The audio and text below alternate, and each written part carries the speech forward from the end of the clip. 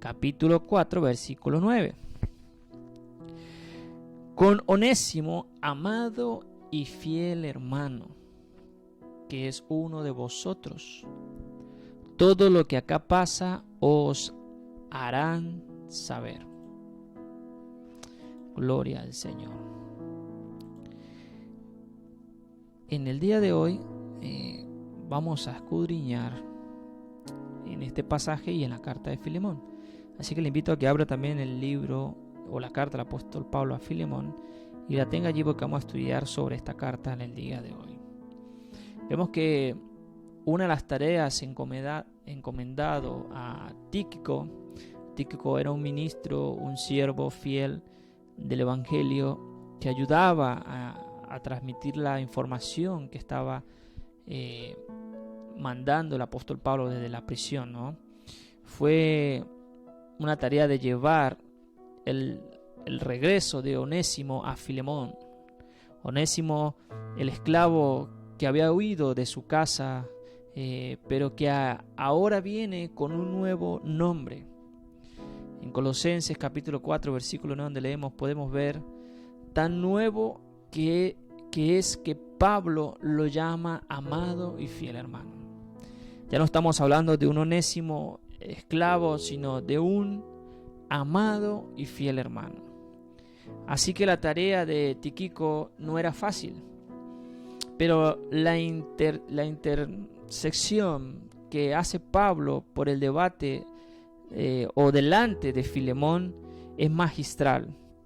De allí que escribió la única carta personal que existe en toda la Biblia, que tiene que ver con la historia de un fugitivo que es traído otra vez a casa, pero como un hombre totalmente transformado, ya no como un esclavo, sino viéndolo de otra perspectiva de vida.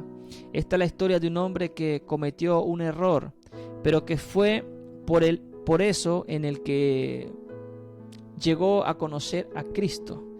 Vemos que cuando alguien toca fondo en su vida, queda en capacidad de encontrar el camino de regreso a casa.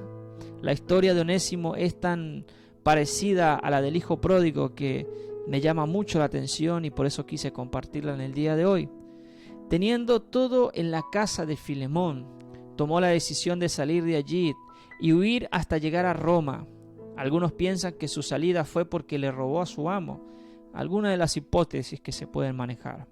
Por otro lado, no sabemos qué hizo y cómo vivió Onésimo en Roma y por qué fue a parar a la cárcel donde conoció al apóstol Pablo y en consecuencia su salvación. La historia de este hombre y su relación con Filemón es digna de ser comentada en este día. Pablo va a decir que ciertamente Onésimo fue inútil para su amo, pero ahora después de su conversión fue útil para Pablo y lo seguirá siendo para quien fue amo. Salió de Colosa como un fugitivo, pero ahora regresa como un convertido. Podemos ver que las heridas del corazón son sanadas para llegar a ser mejores personas. Un esclavo libre en el Señor. Este es el mensaje de esta corta carta, teniendo a Onésimo como protagonista en primera plana, que vemos que de allí nace un ruego de amor. Y acá veamos de qué se trata esta historia y de qué se trata esta carta. Aquí vemos como punto número 1 que hay un acto de la elección divina. ¿Cuánto hemos sido elegidos divinamente por nuestro Señor Jesucristo? Quiero que vea allí en Filemón, capítulo 1, porque tiene un solo capítulo, pero en el versículo 26, en el versículo 25, donde dice que la gracia de nuestro Señor Jesucristo sea con vuestro espíritu. Amén. Está hablando de una recomendación, que la presencia de Dios iba a estar divinamente sobre él. Amén. Después vemos lo que sabemos de los esclavos, que eran ignorantes, incultos y rebajados a niveles degradantes. Por su condición, su protección, estaban sumidos en una total barbarie de parte de sus amos. Todos ellos eran producto de los mercaderes, de los mercados populares en aquel entonces, donde llevaban personas y eran vendidas allí como mercaderías o como una hortaliza o una fruta, cualquier cosa. Alguien iba a un mercado de frutas, de carnes, y además de comprar estas cosas, compraban estos productos. También podían comprar y traer a un esclavo para su casa. Era como que me voy al mercado y voy a ver si consigo un esclavo de mi conveniencia y lo traigo a mi servicio. Era una cosa vista como un objeto sin derechos y sin la más mínima consideración para sus vidas. No sabemos si esto fue lo que hizo Filemón, pero Onésimo fue esclavo. Vemos que él no poseía méritos para ser algún candidato de la gracia divina. Pero con todo y esto, Pablo nos está diciendo que la gracia del Señor estaba con él y que iba con él. ¿Cuántos pueden decir gloria a Dios? Por eso, varias preguntas pudiéramos hacernos al pensar por qué Dios escogería para la salvación a Onésimo. Habían muchos hombres libres. ¿Por qué Dios eligió un esclavo específicamente? Había hombres fieles. ¿Por qué Dios tuvo que escoger a alguien que había hecho mal a su amo? Habían hombres cultos y letrados, estudiados. Pero ¿por qué Dios tuvo que mirar a un bárbaro? ¿Por qué escoger a un hombre degradado por la sociedad para que fuera parte del infinito y trascendente amor de Dios? Bueno, esto es lo que nos sorprende de nuestro Dios, ¿verdad? Que nos alienta cada día con actos como estos, actos simbólicos que quedan marcados en los corazones de las personas, en el corazón de la humanidad, por causa del amor, por causa de su bondad. ¿Cuántos pueden decir amén? Por eso vemos en el segundo punto a un esclavo convertido. En el versículo 10 al 16 podemos encontrar parte de esto, cuando Pablo le dice: te ruego por mi hijo Onésimo, a quien engendré en mis prisiones. Estamos hablando de que Pablo, apóstol, le está recomendando a su dueño, por así decirlo, Filemón, que tenga cuidado de Onésimo.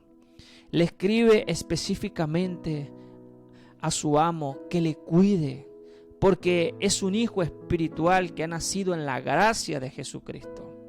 Bueno, esto es lo que nos sorprende de nuestro Dios, ver cómo Él ruega a favor de nosotros cuando nosotros nos hemos convertido a Él, sin importar cuál haya sido nuestras vidas pasadas. Desconocemos más bien de cómo Onésimo a la cárcel donde estaba Pablo llegó. Bien se pudiera especular que él, al estar en Roma como fugitivo y al pasar hambre y necesidad, daba su condición de esclavo, que nadie le daría trabajo. A lo mejor se vio la necesidad de volver a robar y fue puesto en la cárcel. Tan solo sería una hipótesis, donde juntamente estaba el apóstol Pablo. Bueno, como haya sido la historia o como haya sido esa etapa, Onésimo fue puesto delante de Pablo con un propósito, al que seguramente había oído otras veces antes de que había alguien que estaba en la cárcel, que escribía cartas, que enseñaba la palabra, pero sin saber que él iba a ser usado por este hombre y por el mismísimo Dios de la creación. Ahora oye al anciano apóstol hablar acerca de la necesidad del arrepentimiento físicamente, es decir, face to face, de frente a frente, poder escuchar palabras de este hombre hablando de la gracia de Dios, siendo alcanzado por esa misma. Onésimo fue contristado por el Espíritu Santo y se dio cuenta de lo que había hecho con su amo y se arrepintió de corazón. Mis amados hermanos y amigos que me están escuchando, cuando estamos confrontados con nuestros pecados, debe de haber un arrepentimiento y conversión a nuestro Dios.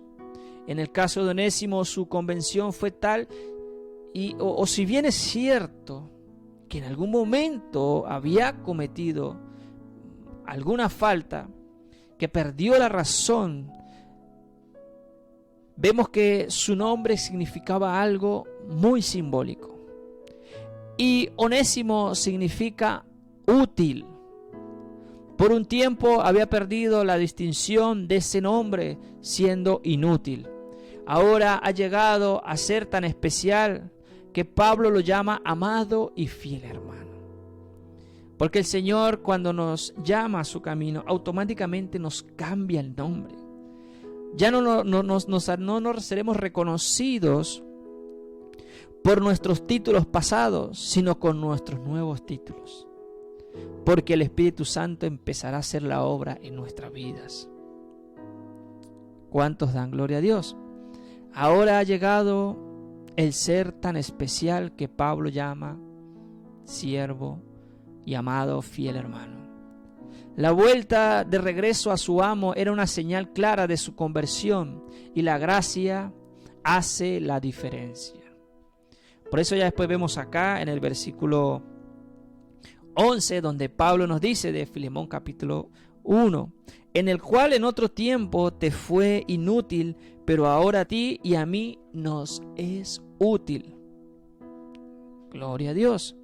Vemos que aquí pasa Onésimo de ser un esclavo a ser una persona muy importante, porque por medio de él muchas personas alcanzarán salvación, para pregonar lo que se le enseñó en la prisión con el apóstol Pablo.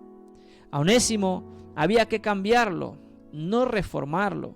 Bien pudo este hombre ser referido a algún centro de rehabilitación para que las personas que padecían enfermedades como la de él, estamos hablando de enfermedades mentales que necesitarían una orientación psiquiátrica, bueno, y otras cosas más, o que padecían de esa enfermedad llamada cleptomanía, esas personas que roban, sí, por impulso y estas cosas. Vemos que su transformación fue evidente y fue total. Los cambios que Pablo vio en este hombre lo llevaron a decir cosas que no dejaban dudas de su transformación. Es decir, le estaban encomendando una tarea tan importante como llevar el evangelio. Lo primero que hace es reconocer que Onésimo es una nueva criatura, porque fue engendrado en la cárcel. Y si bien es cierto que tuvo un pasado triste, ahora Pablo dice que Onésimo se ha convertido en un gran colaborador. Esto lo podemos conseguir en el versículo 13, donde dice: yo quisiera retenerle conmigo para que en lugar tuyo me sirvieres en mis prisiones por el evangelio. ¿Se está dando cuenta el tamaño de la magnitud de lo que Dios quiere hacer en tu vida? Quizás en este momento estás en una prisión, pasando un momento muy difícil.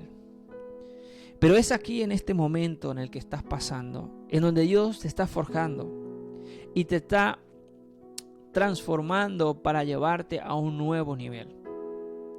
Ese nivel que ni te imaginas. Imagínese, Onésimo, qué pasaría por su cabeza. ¿Cómo llegué yo hasta este lugar? Cuando era una persona que era vista como un objeto, como nada. Ahora, predicar la salvación de almas. Predicar de la salvación y anunciar del Dios de amor. Esto realmente vemos que la carta es una rogativa intensa de amor. Porque Pablo lo recalca en cada texto, en cada palabra. Que tenga misericordia. Por eso el ministerio de Pablo era muy grande y demandaba de hombre de mucha confianza. El esclavo Onésimo, pero ahora libre, forma parte de su equipo, de su cúpula, de su cerco más cercano, de su grupo más cercano. Así que la transformación fue tal que Pablo deseaba dejarlo, pero al final lo envía a Filemón a través de Tíquico, que era un ministro también de su cerco de ministerio, junto con las cartas de Colosenses, Efesios y Filemón. Nótese que lo que habían ellos se encargaron una tarea muy grande, mi hermano. Estamos hablando de que eran la carta a los Colosenses, a los Efesios y a Filemón. Era una responsabilidad bastante importante. Obsérvese que por ser un esclavo libre fue enviado de esta manera, llevando consigo esta responsabilidad tan grande. Llevaba el testimonio de su propia conversión. Algo así como que el acta de lo que acredita como una nueva criatura es. Una tradición dice que llegó a ser pastor en Éfeso. Puede llegar a ver esa magnitud, mi hermano. Estamos hablando de unos 110 años después de Cristo aproximadamente. Vemos que en este segundo punto hay aquí un cambio de diferencia en la vida. Estamos hablando que cuando una acción mala te lleva a algo bueno. El versículo 15, fíjate lo que dice. Porque quizás para esto se apartó de ti por algún tiempo, para que le recibieses para siempre. Aleluya. Por supuesto que Pablo no está aprobando lo que hizo mal.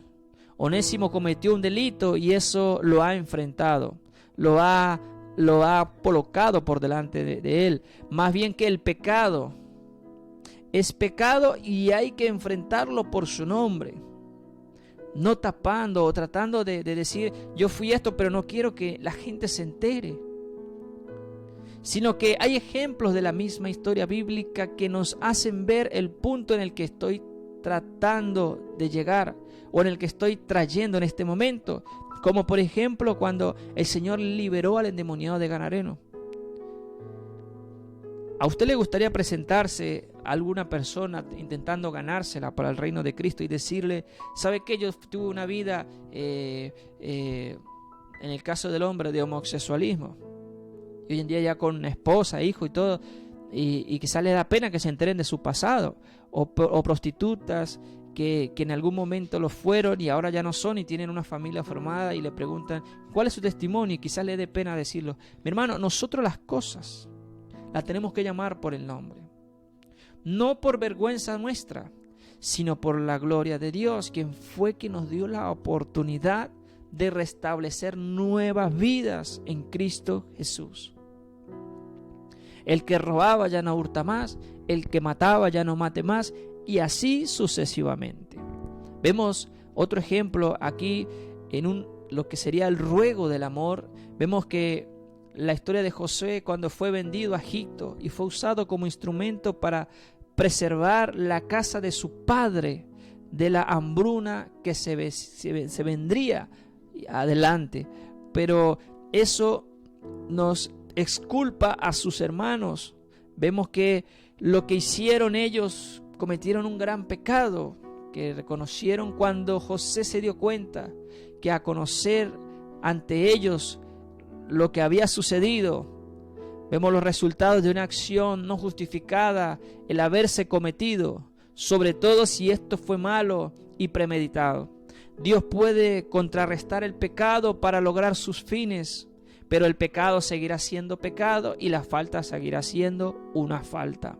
No debemos suavizar el pecado.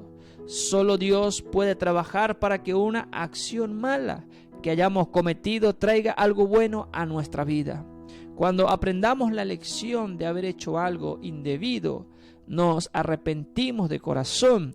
Lo que Dios desea de ello es que después de eso es sacar lo mejor que hay en nosotros, con el propósito que seamos mejores personas, así como lo fue Onésimo después de su transformación. ¿Cuántos pueden dar una alabanza al Rey en esta hora? Vemos que no hay justificación, vemos que no hay cómo podríamos presentarnos ante Dios con palabras vanas y vacías, con conocimientos y criterios humanos. Realmente estaríamos como la pelea de matar a un burro a pellizcos. Un burro tiene la piel tan duro que a pellizco creo que jamás lo mataríamos.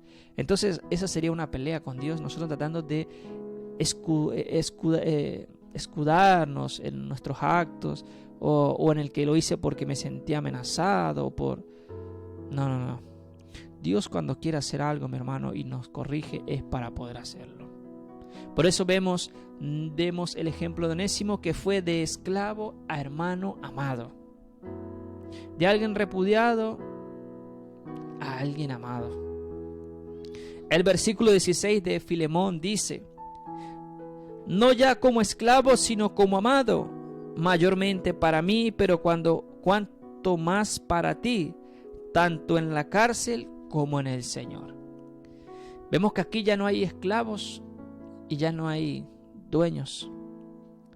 Ahora somos todos una misma criatura en Cristo Jesús. Somos iguales, somos amados iguales el uno del otro.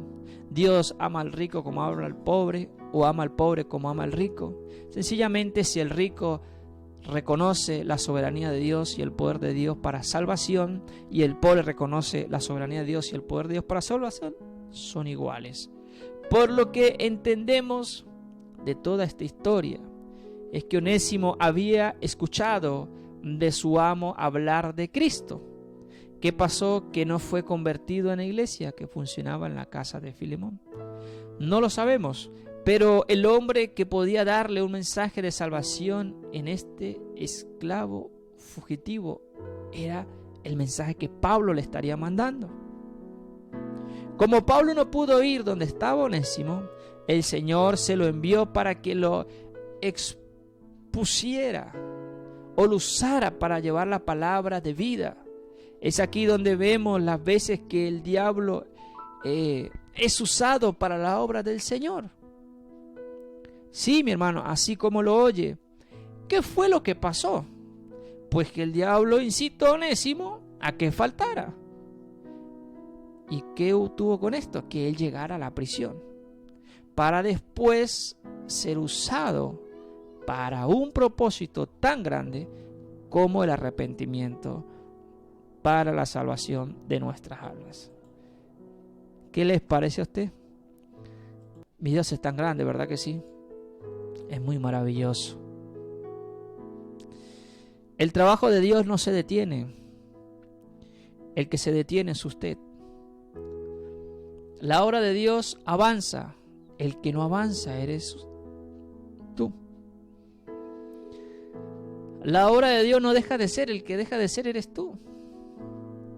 Ahora tenemos a un hombre ya convertido que pasará de ser un esclavo sin posibilidades de cambiar su condición de vida a una condición que alguien está viviendo ahora. Yo no sé cuál haya sido su camino para llegar hasta donde estás, pero lo que sí sé es que Dios, yo he dicho Dios, Jesús, está para transformarte y guiarte. Ay, Dios mío, te hago una pregunta a los que tienen hijos. ¿Tienes algún hijo que haya quebrantado las reglas del hogar? ¿Hay alguien que le haya dado rienda suelta a los desvaríos de su corazón? Esto es realmente algo que triste y golpea a muchos.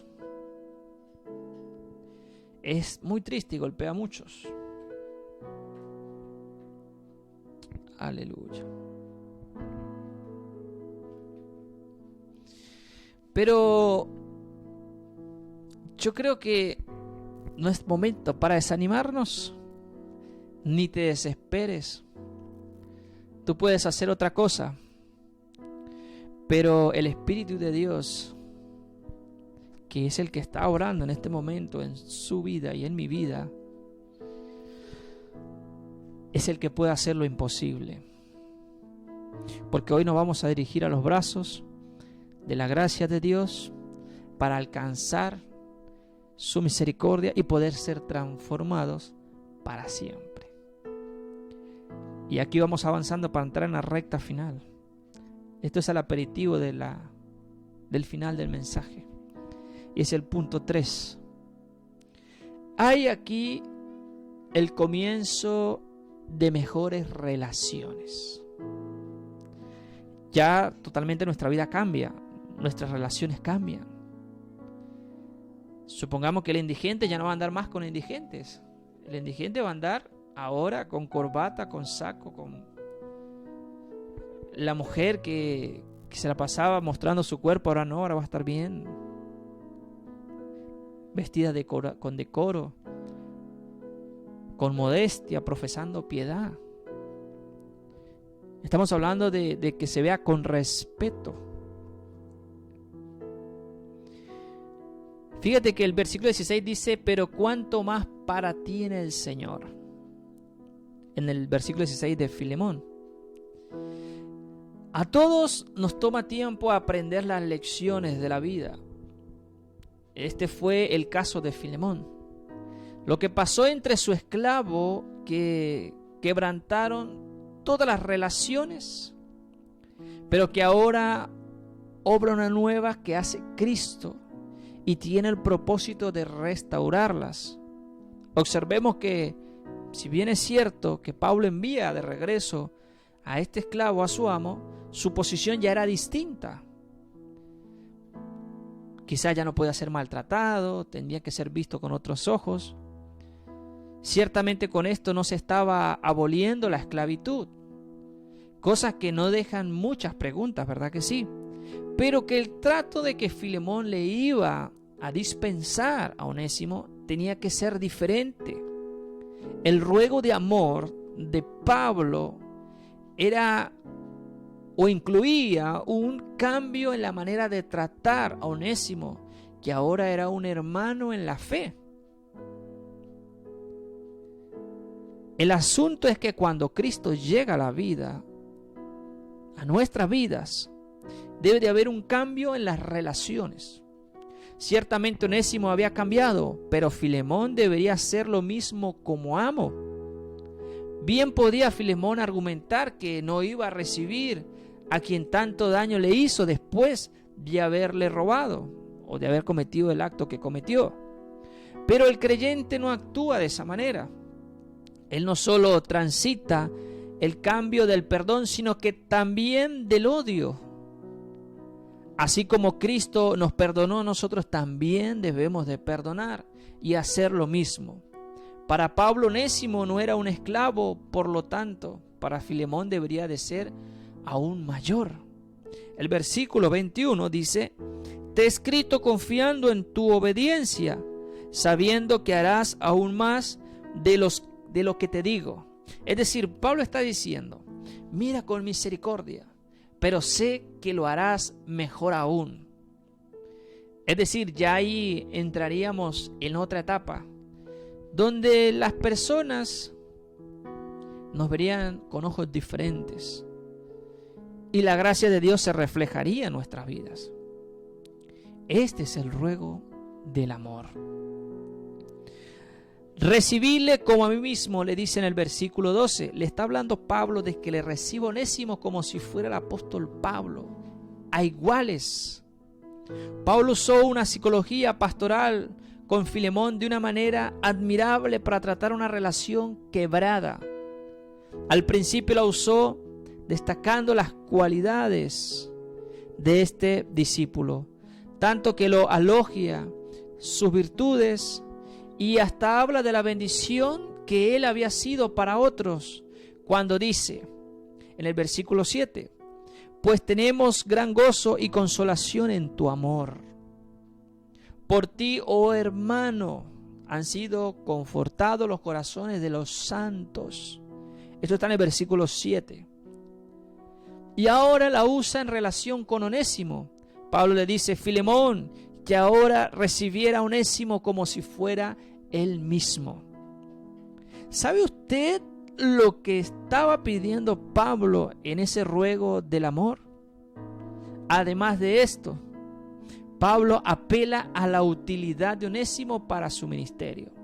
Esto está en el versículo 13, cuando dice: yo quisiera retenerle conmigo para que en lugar tuyo me sirvieres en mis prisiones por el evangelio. Pero no, él fue más allá. En este ruego de amor, Pablo de igual manera le toca otra fibra sensitiva a Filemón, hablando que el favor de recibirle no sea por necesidad, sino por voluntaria o que sea voluntariamente. Estamos hablando en el versículo 14, cuando dice: por nada quise hacer sin tu consentimiento. Es decir, que el recibimiento fuese por voluntad propia. Nada se ha escrito mejor que esto para arreglar las relaciones quebrantadas, pues no hay razones para mantener esclavo al que ha quedado libre. Estoy hablando de que cuando muchas veces nosotros en nuestro andar tenemos ciertas dificultades con personas, con amigos, con familiares, muchas veces cerramos nuestro corazón y no dejamos hacer la obra de Dios, que es la reconciliación de los hombres. Recuerde que la Biblia dice que Dios vino a reconciliar al hombre. Y la Biblia da dos mandatos sencillos, simplificados. Amarás al Señor tu Dios con todo tu corazón, y el segundo es similar a este: amarás a tu prójimo como a ti mismo. Entonces, si usted tiene la capacidad de decir, Señor, yo te amo, decirle a tu hermano, te amo. Aunque duela en el corazón, tengas ego, tengas orgullo, mi hermano, en el Señor no existe nada de eso. En el Señor somos todos iguales. Ni soy más pastor por más pastor, ni soy el que limpia la iglesia, ni soy el que menos soy en la casa, ni soy el que más. No. En el Señor somos todos iguales. Que hay ciertos respetos que debemos tener cuando nos dirigimos. Y todas estas cosas, respetando el orden divino, jerárquico y todo lo demás. Pero en el Señor somos uno. Entonces, no somos o no estamos exentos a no tener que perdonar. ¿Sabe por qué? Porque hay aquí un mediador que le paga la cuenta. Mire, mi hermano, preste atención a esto. Pablo, al final de su más breve carta, nos deja todos sorprendidos cuando aborda este tema de su ruego por amor. Su determinación en que Filemón reciba y trate bien a Onésimo lo lleva a la decisión de pagar la deuda en la que había incurrido Onésimo por la falta cometida. ¿Quiere verlo? Vea el versículo 18 y versículo 19. Cuando dice: y si algo te dañó o te debe, ponlo a mi cuenta, dice Pablo. Yo, Pablo, lo escribo de mi mano, yo lo pagaré, por no decirte que aún tú mismo me debes también. Entonces vemos el ejemplo tangible y claro, que Dios pagó esa deuda, así como Pablo lo simplifica, hablando de pagar los daños que hizo Onésimo. En este caso, el Señor Jesucristo pagó con su vida en la cruz del Calvario por la falta que tú cometiste. No sé cuál haya sido, si fue engaño, infidelidad, fornicación, maltrato, no sé cuál haya sido tu falta, borrachera, hechicería, eso ya el Señor pagó por eso. Ahora tú vienes convertido nuevamente, con una deuda saldada, es decir, borrón y cuenta nueva. El Señor limpió la mesa y empezó a servirla con utensilios hermosos para que tú te deleitaras y comieras del maná de Dios, que es el que nos restaura, nos edifica, nos sana. Y vemos que aquí la restitución es el primer camino para que haya una mejor relación con Dios y con los hombres, porque ya nuestra conciencia está totalmente limpia. La Biblia dice que el que se bautiza, nueva criatura es. Y otra escritura dice: este bautismo ahora nos salva, ¿sí?, no quitándonos las inmundicias de este mundo, mas adquiriendo una nueva conciencia en Cristo Jesús. Entonces ya la conciencia está limpia, con la cual nosotros podemos andar con la frente en alto, decir que Dios salva, restaura y da vida. De esta manera lo prepara para que reciba a Onésimo, y ahora en esta parte final asume el papel de un buen samaritano al ofrecer pagar la factura de la deuda que tenía con su amo. Y es aquí donde nos encontramos con un mediador que paga la deuda. Jesucristo es ese mediador. La palabra ponlo equivale a imputar.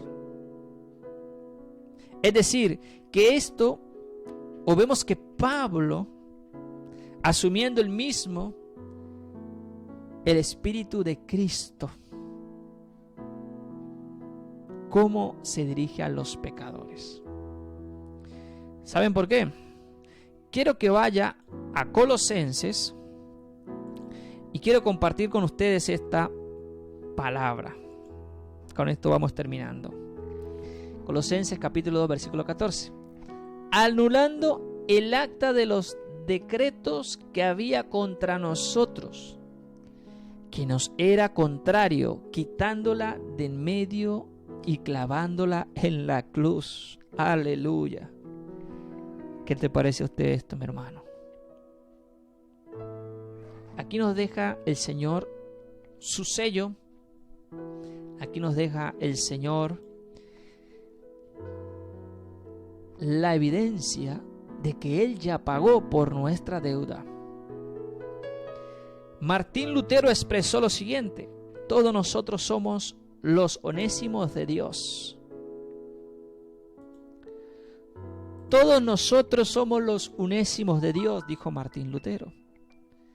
Porque él la tenía clara y vio eso que estamos escudriñando. Él notó lo que estaba pasando. Somos esclavos que nada merecemos. Todos hemos hecho cosas que están tan mal y desencajadas que no hallamos parte en la presencia de Dios. Pero que Dios es justo y santo y misericordioso, que a pesar de lo que haya sido, el Señor Jesús dice: si en algo te hizo daño, ponlo a mi cuenta, porque ya es una deuda que está pagada. ¿Cuántos dan gloria a Dios por eso?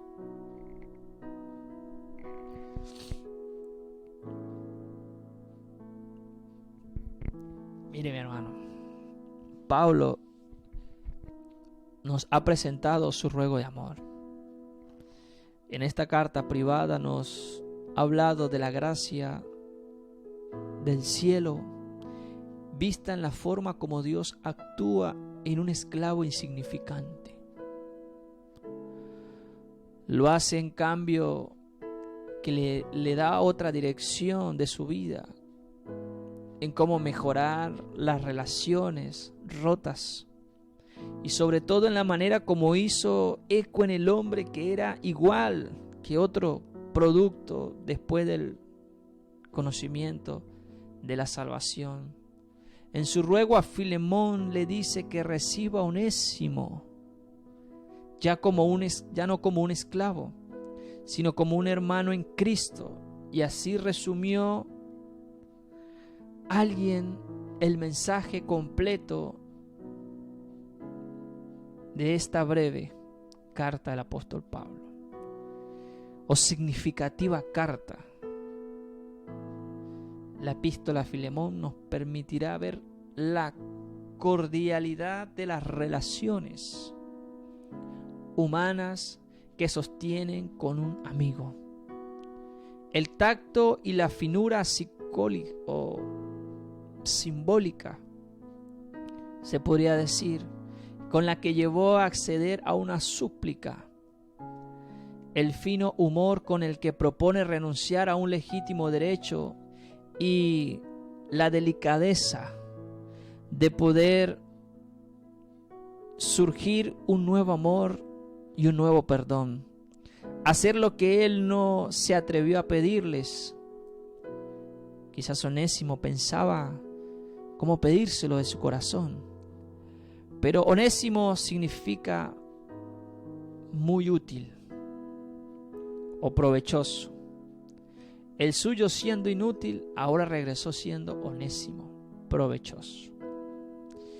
Entonces con esto el Señor nos deja más que claro que muchas veces nosotros lo perdimos todo.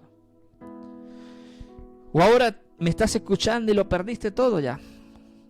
Te sientes desanimado, con las restricciones no te has podido congregar, te sientes débil, te sientes como que volver a retomar las cosas de Dios son difíciles. Y entonces piensas, ya no más, ya no siento lo mismo, ya el amor no es igual.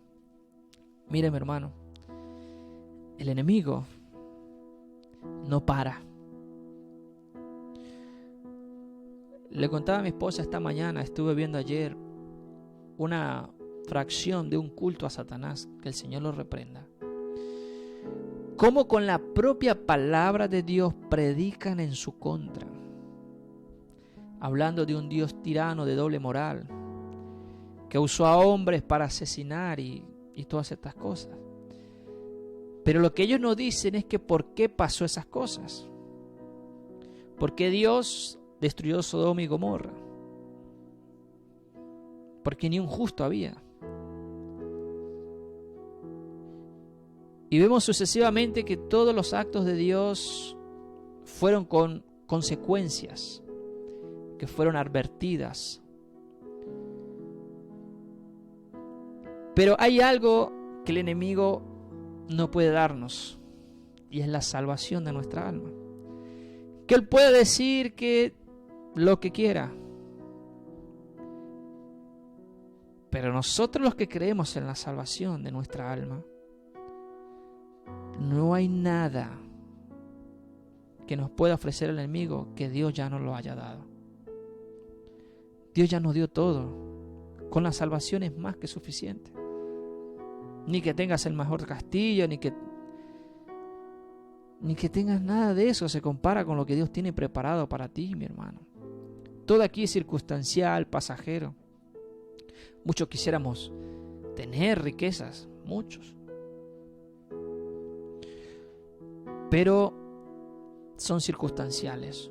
Pero si nosotros nos enfocamos primero en la mayor riqueza de un hombre, que es recuperar la eternidad con Dios, ya lo demás que venga, mi hermano, es ganancia. Porque después estaremos una eternidad con el mayor tesoro que pueda tener una persona, que no fue comprado ni se comprará con todo el oro o la plata del mundo, sino con el mismísimo sacrificio de nuestro Dios, que se entregó por amor. Este es el ruego de amor. Y termino con esta escritura en San Juan 3:16, que de tal manera amó Dios al mundo, que envió su Hijo unigénito, para que todo aquel que en Él crea no se pierda, mas tenga vida eterna. ¿Qué más ruego de amor, mi hermano? Si el Señor todos los días anhela que tú te arrepientas, que tú vuelvas a tus caminos, deja de pensar que no vas a poder salir de tu condición. Busca en la oración. Si en este momento estás siendo tocado por esta palabra, te invito a que cierres tus ojos allí y ore conmigo en esta hora, y podamos decirle al Señor lo bueno que Él ha sido con nuestras vidas. Amén. Levanta tus manos al cielo y ora conmigo en este momento. Señor Jesús, he enseñado tu palabra en este día, Padre amado. He hecho la debida diligencia de predicar tu palabra, enseñarla, escudriñarla, mostrar tu amor, Señor. Dar a conocer que lo que tú has hecho en nuestras vidas no tiene un precio alguno, sino que ya toda la deuda fue saldada con derechos legales, y toda potestad es tuya y te pertenece, Señor, y que ahora nos haces parte de tu gracia, de tu perdón, de tu favor, de tu misericordia. Antes éramos débiles, esclavos de nuestras carnes, deleites, pero ahora, Señor, nos has hecho libres en ti, Padre amado, para tener la conciencia tranquila y confesar, Señor, que sin ti no somos absolutamente nada, y que ahora tú vienes a recordarnos que el ruego es por cada una de nuestras almas y de cada persona que en este momento está escuchando esta transmisión, bendito Dios. En este día, Señor, coloco la vida de cada persona que hoy escuchó este mensaje, que está escuchando y va a escucharlo, para que tú seas obrando en su vida de una manera especial, Señor. En el nombre de Jesús, Señor, declaramos cielos abiertos, para que tu bendición venga y repose sobre cada uno de los que está en este momento atentos a tu palabra. que hoy ha abierto su corazón para que tú entraras en ellos y obraras y hicieras una obra extraordinaria. En el nombre de Jesús, Señor, como Pablo rogó a Filemón, Señor, yo te ruego a ti, Señor, al dueño de la mies, que envíes obreros, que envíes onésimos a multiplicar este mensaje de hoy, Señor. Te lo pido en tu nombre santo, Jesús. Tú tienes el control, el dominio, la potestad, Señor, sobre todas las cosas. Y que en tu nombre nos diste la autoridad para atar y desatar sobre esta tierra, Señor. Desatamos un espíritu de evangelismo, de multiplicación y de bendición para tu obra en este ministerio, Señor. Te doy gracias en todo y por todo, Señor. Te doy gracias por tu palabra, Señor. Te doy gracias por mi salvación. Te doy gracias por la salvación de mis hermanos que hoy están atentos escuchando este mensaje. Y te doy las gracias por mi familia, por mis amigos. En el nombre de Jesús, Señor. Por los que estamos acá luchando, perseverando, Señor, en la doctrina apostólica, Señor. En el nombre de Jesús. Aleluya.